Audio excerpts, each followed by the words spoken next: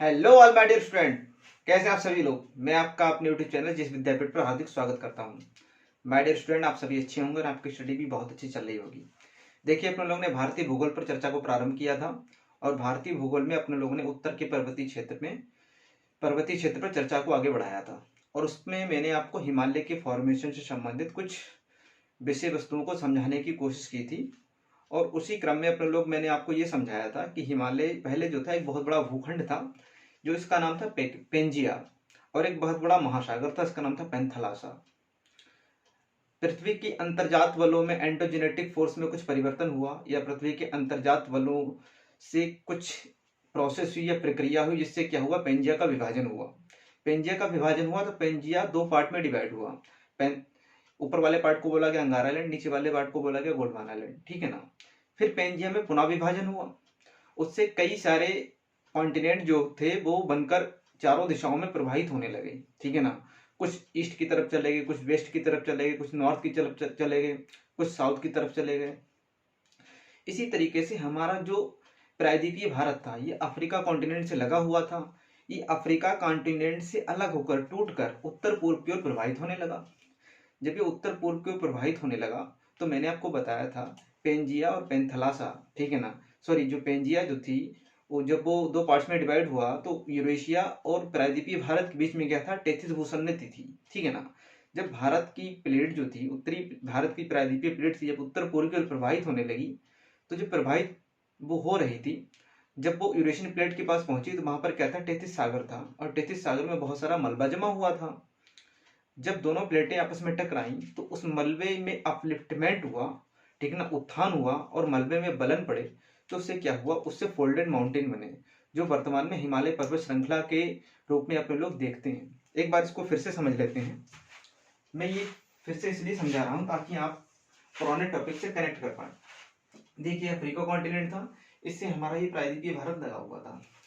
प्रायद्वीपीय भारत इससे अलग होकर लगभग 120 वर्ष पहले, ठीक है ना, ये नॉर्थ ईस्ट की तरफ क्या होने लगा, प्रवाहित होने लगा, उत्तर पूर्व की ओर प्रवाहित होने लगा। उत्तर पूर्व की ओर प्रवाहित होता जा रहा था, ठीक है ना। उत्तर पूर्व की प्रवाहित होते हुए, ठीक है ना, लगभग 72 मिलियन ईयर्स एगो क्या हुआ, कि प्रायद्वीपीय भारत ने क्या किया, कंप्रेशनल फोर्स लगाते हुए ये ये ये यूरेशियन प्लेट के नीचे जाके क्या हो गया, सबडक्ट हो गया, छेपित हो गया, ठीक है ना। जब ये यूरेशियन प्लेट के नीचे जाके सबडक्ट हुआ तो यहाँ पर एक पर्वत का ओरिजिन हुआ, जिसको क्या बोलते हैं, वर्तमान में नंगा पर्वत के नाम से जानते हैं।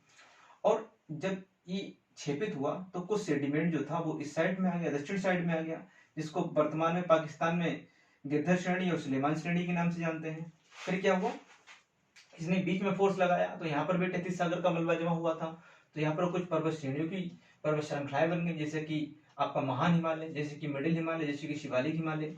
फिर मैंने बताया लगभग 45 मिलियन ईयर्स एगो इसकी शेप क्या हो गई, इसकी शेप कैसी होगी, एंटी क्लॉकवाइज हो गई। कैसी हो गई, एंटी क्लॉकवाइज हो गई।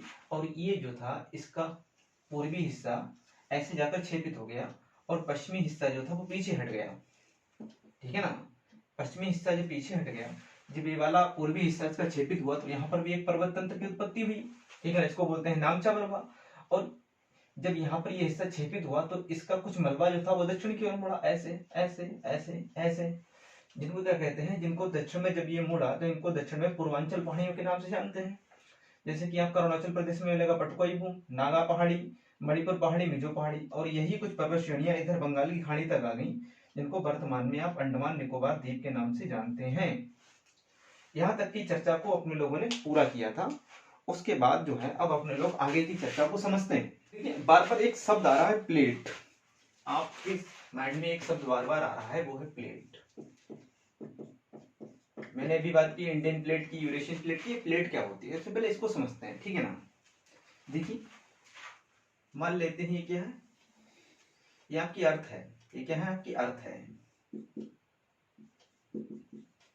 ये आपकी अर्थ है। इस अर्थ से क्या करते हैं अपने लोग, एक छोटा सा ऐसे टुकड़ा काट लेते हैं। क्या करते हैं, एक टुकड़ा काट लेते हैं, और इस टुकड़े को जब आप ऐसे लेंगे तो आपको कुछ इस शेप में दिखेगा, ठीक है ना। इसके 3 पार्ट होते हैं। सबसे ऊपर वाले पार्ट को बोलते हैं क्रस्ट। क्या बोलते हैं, क्रस्ट। नीचे वाले पार्ट को बोलते हैं मेंटल, और उसके नीचे वाले पार्ट को बोलते हैं कोर। देखिए आपको कुछ भी बनाना नहीं है, ये बस समझाने के लिए। क्रस्ट, मेंटल और कोर। अर्थ की जब आप गहराई में जाएंगे तो आपको 3 डिवीजन देखने को मिलेंगे, लेकिन इसको हम दूसरी तरीके से भी समझते हैं, ठीक है। मान लेते हैं ये क्या है, ये कोई स्थलखंड है, ये धरातल है, ठीक है ना, ये धरातल है, और इस धरातल पर पेड़ पौधे भी बहुत सारे हैं, और इसी धरातल पर अपने लोग भी रहते हैं, ठीक है ना। ये जो एरिया है अर्थ के अंदर, ये लगभग 100 किलोमीटर का एरिया है। कितना एरिया है? लगभग 100 किलोमीटर का एरिया। इसके आप नीचे जाएंगे तो आपको कुछ और एरिया मिलेगा। ये लगभग 400 किलोमीटर का एरिया है। कितना एरिया है? 400 किलोमीटर का। जो ये 0 से 100 किलोमीटर का एरिया है, इसको बोलते हैं लिथोस्फीयर। क्या बोलते हैं? इसको बोलते हैं लिथोस्फीयर। इसको बोलते हैं स्थल मंडल। क्या बोलते हैं माय डियर स्टूडेंट? इसको बोलते हैं स्थल मंडल। नीचे वाले पार्ट इसको बोलते हैं एस्थेनोस्फीयर। क्या बोलते हैं? एस्थेनोस्फीयर। इसको बोलते हैं दुर्बलता मंडल। क्या बोलते हैं? आप कहेंगे सर ये आप हिमालय समझाते समझाते आप यहाँ पर कहाँ से आ गए? मैं आपको बस प्लेट समझाना चाहता हूँ कि प्लेट क्या है। प्लेट क्या है? जैसे कि आपने देखा है हमारी भारत जो है वो अलग स्थलखंड पर बसा हुआ है। भारत के अंदर सारे राज्य जो हैं वो अलग अलग लोकेशन पर हैं। फिर राज्यों के अंदर सारे शहर अलग अलग लोकेशन पर हैं। अब जैसे अगर अपने भारत का डिवाइडेशन अपने लोगों को करना हो तो हम ये कहेंगे एक भारतीय प्लेट है जिसमें 28 प्लेटों पर राज्य है और 8 केंद्र शासित प्लेटों पर हमारे केंद्र शासित प्रदेश बसे हुए हैं। जो 28 प्लेट है उसमें एक प्लेट हमारी उत्तर प्रदेश की है और उस प्लेट पर लगभग 80 आपके जिले हैं, ठीक है ना। उसमें एक जिला आपका शाहजहांपुर का भी आ जाएगा। तो शाहजहांपुर जो है वो इस फला प्लेट पर है, उस प्लेट का आप लोग नाम रख सकते हैं।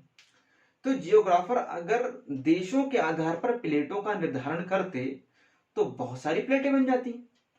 तो जियोग्राफर ने क्या किया, महाद्वीपों के आधार पर प्लेटों का नामकरण किया, ठीक है ना। देखिए प्लेट क्या होती है? स्थल खंडल, जो स्थल खंड होता है और जो दुर्बलता मंडल होता है, इसके बीच का एरिया होता है। क्या होता है? ये जो बीच का एरिया होता है ऐसे, इनको बोलते हैं प्लेट। क्या बोलते हैं? प्लेट। यानी कि आपका जो पूरा स्थल मंडल है, पूरा स्थल मंडल, इसको क्या बोलेंगे? इसको प्लेट बोलेंगे। अभी जिस पर मैं खड़ा हूं, जिस पर बैठकर आप पढ़ रहे हैं लैपटॉप या मोबाइल में देखकर, तो आप किस पर बैठे हैं? आप प्लेट पर बैठे हैं। प्लेट किसका हिस्सा? स्थल मंडल का हिस्सा है। अब जब आप 100 किलोमीटर से नीचे जाएंगे, आप एस्थेनोस्फीयर वाले एरिया में आएंगे तो आपको यहाँ पर क्या मिलेगा? यहाँ पर आपको मैग्मा मिलेगा। क्या मिलेगा? मैग्मा मिलेगा। क्या मिलेगा? यहाँ पर आपको मैग्मा मिलेगा, ठीक है ना। अब मैग्मा मिलेगा जब आप बताइए, जब कोई अर्ध तरल वाली वस्तु हो, ठीक है ना, आप पानी भर दें, उसमें आप लकड़ी का गुटका डालेंगे तो लकड़ी के गुटके में गति होगी कि नहीं होगी? भाई जैसे पानी में गति होगी वैसे लकड़ी के टुकड़े में गति होगी। तो टुकड़ा कभी ऐसे भी, दो टुकड़े, अगर दो टुकड़े पड़े हुए तो वो ऐसे भी आ सकते हैं, वो पीछे भी जा सकते हैं, या वो दोनों एक दूसरे से पैरेलल ऐसे भी निकल सकते हैं, समानांतर भी निकल सकते हैं, तीनों तरीके की गति कर सकते हैं, ठीक है ना। यही होता है हमारी प्लेटों के साथ में। अब देखो ये जो प्लेटें हैं ये किस पर तैर रही हैं? ये मैग्मा पर तैर रही हैं। सारी की सारा स्थल मंडल जो है मैग्मा पर तैर रहा है। अब मैग्मा पर तैर रहा है तो कभी कभी क्या होता है, ये प्लेटें आपस में ऐसे आकर टकराती हैं, ठीक है ना। कभी क्या होता है, ये प्लेटें ऐसे दूर भी चली जाती हैं, ठीक है ना। और कभी क्या होता है, ये प्लेटें एक दूसरे के पैरेलल ऊपर नीचे भी गति करती हैं। इसी से क्या होता है, इसी से पूरे अर्थ पर भूकंप है, सुनामी है, ये सारी घटनाएं केवल इन्हीं वजह से होती हैं, प्लेटों में मूवमेंट होने की वजह से। देखिए ये सारे काफी गूढ़ टॉपिक हैं, जटिल टॉपिक हैं। इनको समझने के लिए जियोमॉर्फोलॉजी की एक यूनिट है, वहां पर समझा जाता है। लेकिन मैं आपको ये सब चीजें यहाँ पर इनका थोड़ा सा बेसिक इन्फॉर्मेशन इसलिए दे रहा हूँ ताकि आप हिमालय की उत्पत्ति को थोड़ा बहुत समझ पाए, उसका एप्लीकेशन में बताने की कोशिश कर रहा हूँ। अब कहेंगे सर ये मैग्मा तैरता क्यों है? मैग्मा यहाँ पर क्यों मिलता है? क्योंकि आप अर्थ में नीचे जाएंगे, आप एस्थेनोस्फीयर में पहुंचेंगे तो लगभग टेम्परेचर 1900 डिग्री सेंटीग्रेड हो जाता है और यहाँ पर जितने भी मेटल पाए जाते हैं वो सब पिघल जाते हैं और पिघल कर किसका रूप ले लेते हैं? वो सब मैग्मा का रूप ले लेते हैं। और जब मैग्मा का रूप ले लेते हैं तो यहाँ पर टेम्परेचर इतना ज्यादा हाई होता है कि यहाँ पर कन्वेक्शनल करंट चलने लगती हैं। क्या चलने लगती हैं? Convectional current. आप कहेंगे सर ये कन्वेक्शनल करंट क्या होती है? देखो मैं एक बहुत डेली लाइफ, जो डेली प्रैक्टिकल लाइफ है, उसका एग्जांपल लेकर आपको समझाता हूँ। आप जब दूध गर्म करने रखते हैं और दूध पे जब किसी भगोने में या पतीली में आप दूध गर्म करते हैं, उसके ऊपर ढक्कन रख देते हैं, आप फ्लेम को हाई करके छोड़ देते हैं। 10 से 15 मिनट के बाद क्या होता है, फ्लेम जब हाई रहती है, दूध के अंदर टेम्परेचर और प्रेशर दोनों बढ़ेगा साथ ही साथ, ठीक है ना। अब जब टेम्परेचर बढ़ेगा तो प्रेशर भी बढ़ेगा, और टेम्परेचर और प्रेशर बढ़ने से क्या होगा, उस दूध के अंदर सम कन्वेक्शनल करंट जनरेट होगी। जब कन्वेक्शनल करंट जनरेट होगी तो कभी आपने देखा है कि दूध उफन कर बाहर आ जाता है, ढक्कन धड़ाम से नीचे गिर जाता है।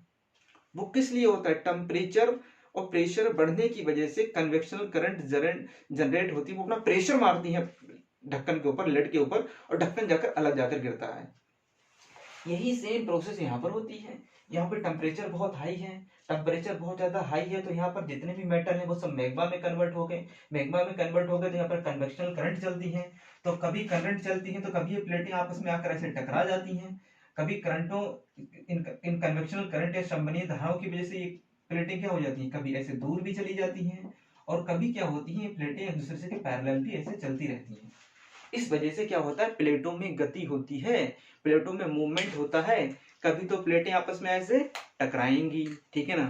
जब प्लेटें आपस में ऐसे टकराएंगी तब भी कुछ ना कुछ घटना होगी, जरूर घटित होगी। जो घटनाएं घटित होंगी वो अभी मैं आपको यहाँ पर नहीं बता रहा हूँ, कई सारी घटनाएं एक साथ घटित होती हैं। कभी ये प्लेटें टकराएंगी, कभी ये प्लेटें कन्वेक्शन करंट जनरेट होने की वजह से कभी ये प्लेटें आपस में ऐसे दूर भी जाएंगी, और कभी दूर नहीं जाएंगी तो ये प्लेटें क्या होंगी, एक प्लेट ये है, एक प्लेट ये है, तो एक ये क्या करेंगे, एक दूसरे को रगड़ती हुई ऐसे समानांतर भी जाएंगी, ठीक है ना। इन्हीं प्लेटों की गति को बोलते हैं। जब प्लेटें आपस में टकराती हैं तो इसको बोलते हैं कन्वर्जेंट मूवमेंट, इसको बोलते हैं अभिसारी गति। जब ये प्लेटें आपस में दूर जाती हैं तो इनको बोलते हैं डाइवर्जेंट मूवमेंट, अपसारी गति, ठीक है ना। और जब ये प्लेटें एक दूसरे के पैरेलल चलती हैं इनको बोलते हैं संरक्षी गति। क्या बोलते हैं? संरक्षी गति, ठीक है ना। ये सब चीजें आप पढ़ेंगे जियोमॉर्फोलॉजी में। मैं बस आपको प्लेटों में मूवमेंट को समझा रहा था। तो प्लेट क्या होती हैं, तो जियोग्राफर ने क्या किया, देशों के नाम आधार पर उन्होंने महाद्वीपों के आधार पर प्लेटों का वर्गीकरण कर दिया, और 7 प्लेटें बता दी, 7 मेजर प्लेटें बता दी, और माइनर प्लेट तो बहुत सारी हैं, ठीक है ना। उनकी खोज धीरे धीरे होती रहती है। 7 कौन कौन सी प्लेट हैं, जैसे कि पहली आपकी हो गई नॉर्थ अमेरिकन प्लेट, दूसरी हो गई आपकी साउथ अमेरिकन प्लेट, तीसरी हो गई आपकी यूरेशियन प्लेट, चौथी हो गई इंडो ऑस्ट्रेलियन प्लेट, पांचवी हो गई इंडो पैसिफिक प्लेट, छठी हो गई अंटार्कटिका प्लेट, ठीक है ना, अफ्रीकन प्लेट, ठीक है ना। ये 7 प्लेटें आपकी हो गई। ये 7 प्लेटों के आधार पर ज्योग्राफर ने क्या किया, प्लेटों का वर्गीकरण कर दिया, ठीक है ना। तो वही 2 प्लेटें हैं, एक हमारी इंडो ऑस्ट्रेलियन प्लेट है, एक यूरेशियन प्लेट है। ये यूरेशियन प्लेट थी, इंडो ऑस्ट्रेलियन प्लेट ऐसे जा रही थी, बीच में टेथिस सागर का मलबा था, ये प्लेट आपस में टकराई दोनों। टेथिस सागर के मलबे में क्या हुआ, प्रेशर लगा, टेथिस सागर का मलबा ऐसे ऐसे ऊपर उठा, उसने किसकी शक्ल ले ली, उसने माउंटेन की शक्ल ले ली, ठीक है ना, माउंटेन का स्वरूप ले लिया। उसी को वर्तमान में हिमालय पर्वत कहा जाता है, ठीक है। माय डियर स्टूडेंट, आप समझ गए होंगे इतना। इसको बोलेंगे ये है यूरेशियन प्लेट। ये क्या है, ये है आपकी Eurasian plate. My dear student, ये है आपकी यूरेशियन प्लेट। ये है आपकी इंडियन प्लेट। कौन सी है, ये है आपकी इंडियन प्लेट। अब देखिए मैंने आपको बताया इंडियन प्लेट नॉर्थ ईस्ट की तरफ प्रवाहित होते हुए जा रही थी और यूरेशियन प्लेट के नीचे जाके सबडक्ट हो गई। ऐसा इसलिए हुआ क्योंकि जो इंडियन प्लेट थी, इंडियन प्लेट का जो उत्तरी किनारा था वो किसका बना हुआ था, वो सागरीय प्लेट का बना हुआ था। मैं आपको एक चीज और समझा देता हूं। देखिए जो प्लेट होती है 2 तरीके की होती है। कितने तरीके की, 2 तरीके की। एक होती कॉन्टिनेंटल प्लेट। कैसी होती है, इसको बोलते हैं महाद्वीपीय प्लेट। एक होती है आपकी ओशियनिक प्लेट, इसको बोलते हैं महासागरीय प्लेट।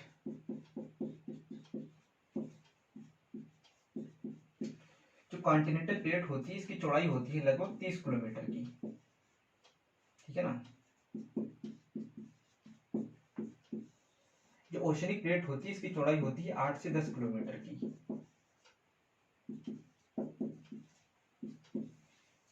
जो कॉन्टिनेंटल प्लेट होती है ग्रेनाइट की बनी होती है, एक ग्रेनाइट रॉक्स की बनी होती है।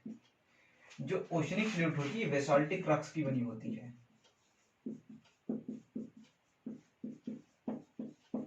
देखिए जो ग्रेनाइट जो कॉन्टिनेंटल प्लेट होती है इसकी जो वेट होता है वो क्या होता है, कम होता है, जबकि जो ओशनिक प्लेट होती है इसका वेट क्या होता है, इसका वेट होता है ज्यादा। तो आप एक बात बताइए, जिस प्लेट का वेट ज्यादा होगा हमेशा वही तो नीचे जाएगी। तो हमारी जो इंडियन प्लेट थी इसका उत्तरी किनारा ओशनिक था, इसीलिए क्या हुआ, हमारी इंडियन प्लेट जो थी वो यूरेशियन प्लेट के नीचे जाके सबडक्ट हुई। सबडक्ट का मतलब होता है छेपित हुई। देखो प्रवेश करना या पहुंच जाना ये एप्रोप्रिएट वर्ड नहीं है। हम अगर ज्योग्राफी या भूगोल की भाषा में कहेंगे तो इसको बोलेंगे छेपित हुई, सबडक्ट हुई, ठीक है ना। तो आप क्या करेंगे, जब भी इस डायग्राम को बनाएंगे आप क्या करेंगे, एक एरो इधर से लगाएंगे, एक एरो इधर से लगाएंगे, यानी कि ये दोनों प्लेटें विपरीत दिशाओं से एक केंद्र की तरफ आ रही हैं, ठीक है ना। और यहाँ पर क्या भरा हुआ है, ये सब मैग्मा भरा हुआ है, ये सब क्या भरा हुआ है, ये सब मैग्मा भरा हुआ है आपका, ठीक है ना। और मैग्मा मैंने बताया था क्या होती है, मैग्मा में क्या हो चलती है, कन्वेक्शनल करंट चलती है। क्या चलती है, कन्वेक्शनल करंट चलती है। कन्वेक्शनल करंट की वजह से क्या होता है, प्लेटों में गति होती है। प्लेटों में गति होती है तो प्लेटें आपस में टकराती हैं, या प्लेटें दूर जाती हैं, या प्लेटें एक दूसरे के समानांतर चलती हैं। और जहां पर मैग्मा होता है उस वाले चेंबर को हम लोग क्या बोलते हैं, हम लोगों ने सीखा था इससे पहले, उस वाले चेंबर को बोलते हैं एस्थेनोस्फीयर। क्या बोलते हैं माय डियर स्टूडेंट, एस्थेनोस्फीयर।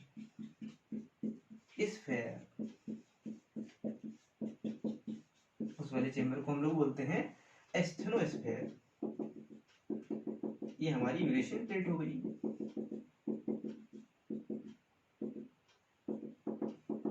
ठीक है ना। ये आपकी इंडियन प्लेट हो गई, एक दूसरे से आकर ये टकरा गई। बीच में टेथिस सागर का मलबा था, टेथिस सागर के मलबे से क्या हुआ, प्रेशर पड़ा, कंप्रेशनल फोर्स लगा, संपीड़न बल लगा, संपीड़न बल लगा, तो क्या हुआ, यहाँ पर मलबा जो था वो ऊपर उठ गया। जब मलबा ऊपर उठ गया तो कुछ पर्वतों की उत्पत्ति हुई। इन पर्वतों को क्या बोलते हैं,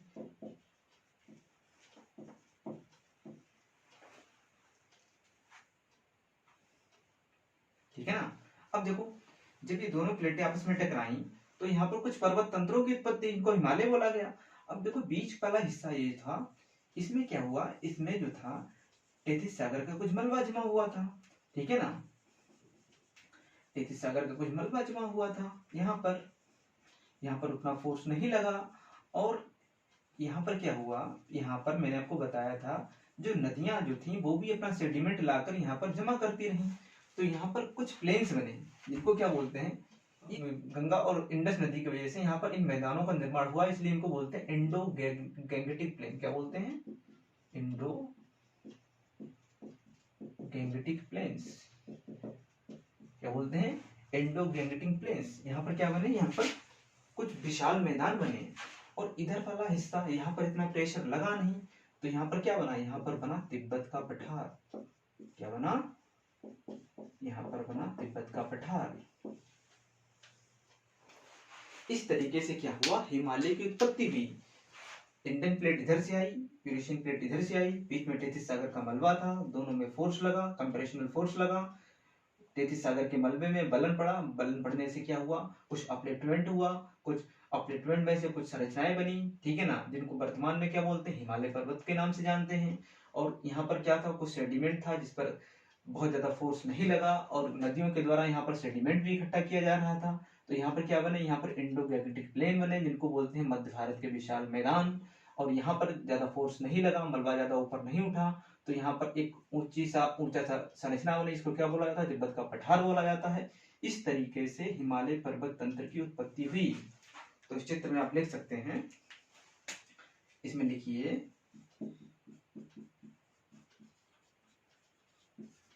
हिमालय की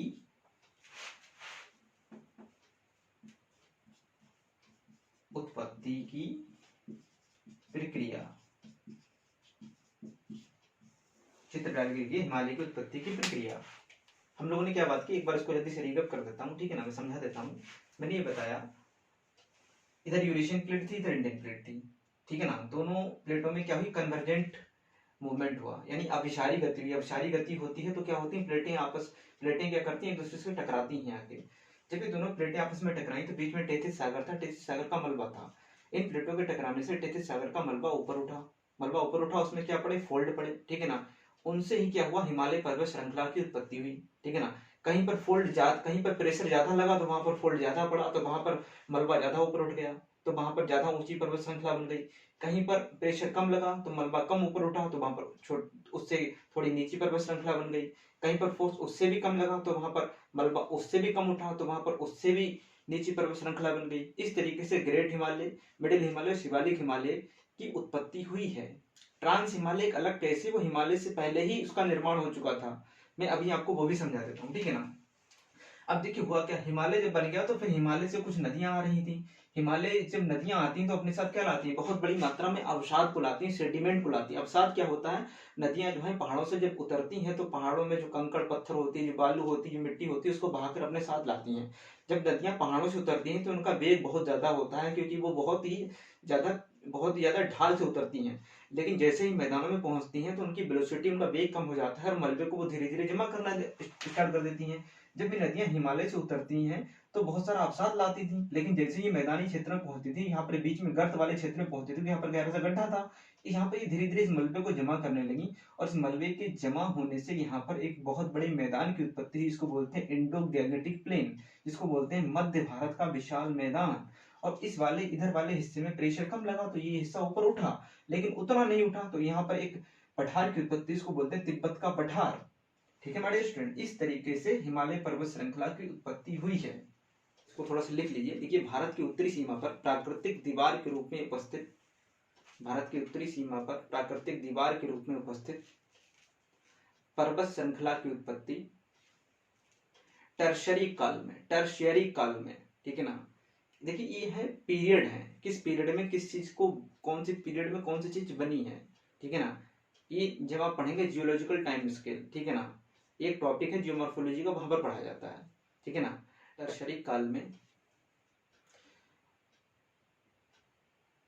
33 भूसन्नति में जमे मलबे में अवसाद, 33 भूसन्नति में जमे मलबे में बलन की प्रक्रिया से हुई। फिर लिखिए नीचे, प्लेट विवर्तनिकी सिद्धांत के अनुसार भारतीय प्रायद्वीपीय प्लेट का उत्तरी किनारा टेथिस सागर में जमा अवसादों, टेथिस भूसन्नति में अवसादों के साथ यूरेशियन प्लेट के नीचे छेदित हुआ, जिससे टेथिस सागर में उपस्थित मलबे में उत्थान और वलन, अपलिफ्टमेंट एंड फोल्डिंग, जिससे टेथिस सागर में उपस्थित मलबे में उत्थान और वलन की प्रक्रिया प्रारंभ हुई। इस प्रक्रिया के द्वारा ही हिमालय पर्वत तंत्र की उत्पत्ति हुई है। इस प्रक्रिया के द्वारा ही हिमालय पर्वत तंत्र की उत्पत्ति हुई है, जिसे निम्नलिखित चित्र के द्वारा दर्शाया गया है। आप लोग जब नोट्स बनाइए तो कोशिश ये कीजिएगा कि इस फिगर को आप लोग इसके नीचे डालें, ठीक है ना माय डियर स्टूडेंट। तो आपने हिमालय के फॉर्मेशन को समझा। अभी हिमालय में कई सारे टॉपिक अपने लोगों को कवर करने हैं, जैसे कि हिमालय का विस्तार कितना है, हिमालय का विभाजन कैसे हुआ, ठीक है ना, और भी कई सारी इसमें जो टॉपिक हैं उनको कवर करेंगे, ठीक है माय डियर स्टूडेंट। आज के लिए इतना ही रखते हैं, ओके।